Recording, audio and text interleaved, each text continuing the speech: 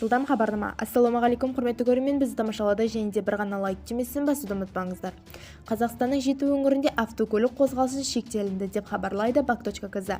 Шығыс Қазақстанда Абай және Павлодар облыстарында барлық республикалық тасжолдарының жүк және қоғамдық көліктері дизельмен жүретін автокөліктердің қозғалысына шектеу енгізілді.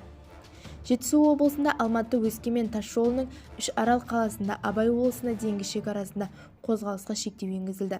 Қарағанды облысында Қызылорда-Павлодар тасжолында Қалқаман, Баянауыл, Үміткер, Керней, Ботақара тасжолында және де Қарағанды-Аякөз, Бұғау тасжолдарында жолға жүруге рұқсат етілмейді. Ақмола облысының Астана, Ерейментай, Шітейті тасжолдарында қозғалысқа шектеу енгізілген. Түркістан облысының ауасының нашарлауына байланысты Алматы-Ташкент-Терміз тасжолында облыстар аралық шекаралық жүргізу мүмкін емес. Бізді тамашалауды жалғастырыңыз.